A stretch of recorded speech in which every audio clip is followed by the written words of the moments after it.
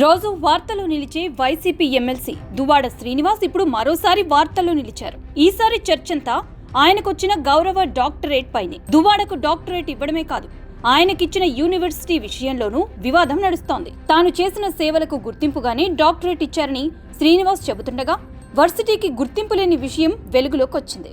దువ్వాడకు day spring international university doctorate ఇచ్చిందని, అలాగే ఏకంగా అమెరికా అధ్యక్షుడు డొనాల్డ్ ట్రంప్ సలహాదారు చేతుల మీదుగా ఆయన గౌరవం డాక్టరేట్ దక్కిందంటూ వైసీపీ మద్దతుదారులు సంబరాలు చేసుకుంటున్నారు.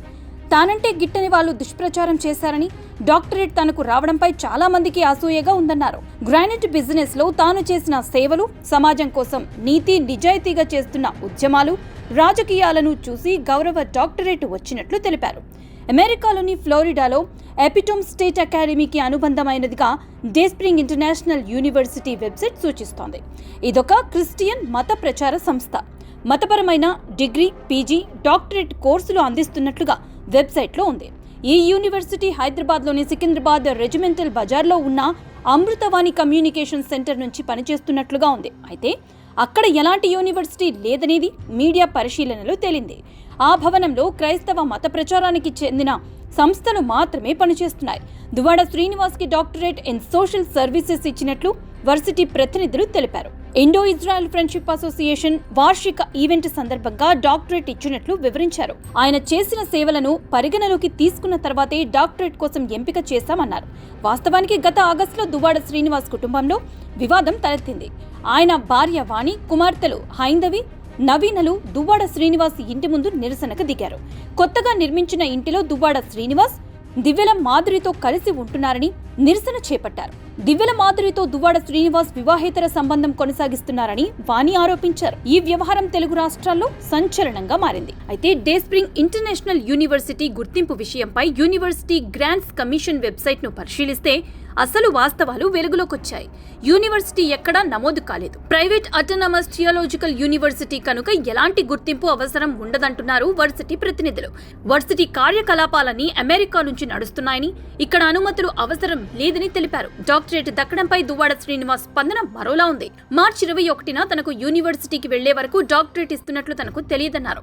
ఇదే యూనివర్సిటీ గతంలో శ్రీనివాస్ గౌడ్, బలరాం నాయక్ వంటి వారికి కూడా డాక్టరేట్ ఇచ్చినట్లు తెలిపారు.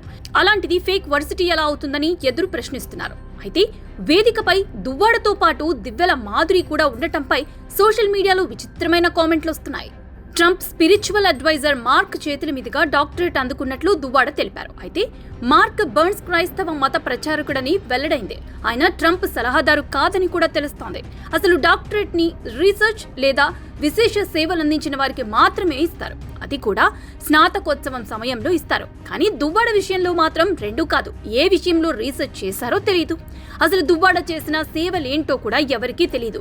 ఆయన చరిత్ర తీసుకుంటే దాడులు, బూతులే కనిపిస్తాయి. మరి ఆయన చేసిన సేవ ఏంటి అంటే దివ్యల మాధురికి చేస్తున్నందుకుగా ఆ నెటిజన్లు సెటర్లు వేస్తున్నారు. యూనివర్సిటీ హోదా గానీ, గుర్తింపు కానీ లేకుండా ఇచ్చే గౌరవ డాక్టరేట్లకు ఎలాంటి గుర్తింపు, విలువ ఉండదు. Day spring international university private theological యూనివర్సిటీగా నిర్వాహకులు చెప్తున్నారు. యూజీసీ నుంచి గుర్తింపు లేకుండా యూనివర్సిటీ అనే పేరు వాడుకోవచ్చా అన్న సందేహాలు వ్యక్తమవుతున్నాయి. అన్నింటికీ తప్పనిసరిగా యూజీసీ గుర్తింపు ఉండాల్సిందే. అలా కాకుండా ఏర్పాటైన ఏ సంస్థ అయినా సరే ఫేక్ యూనివర్సిటీలుగానే యూజీసీ గుర్తిస్తుంది. డే స్ప్రింగ్ ఇంటర్నేషనల్ యూనివర్సిటీకి యూజీసీ నుంచి కానీ, కేంద్ర రాష్ట్ర ప్రభుత్వాల నుంచి కానీ ఎలాంటి గుర్తింపు లేదు. మరి ఫేక్ యూనివర్సిటీ నుంచి డాక్టరేట్ కు గుర్తింపు ఎలా ఉంటుందో తీసుకున్న వైసీపీ ప్రజాప్రతినిధులు దువ్వాడ శ్రీనివాస్ అయినా చెప్పాలి, లేదా ఆహా ఓహో అంటూ సోషల్ మీడియాలో పోస్టులు పెడుతున్న ఆ పార్టీ అభిమానులైనా చెప్పాలి.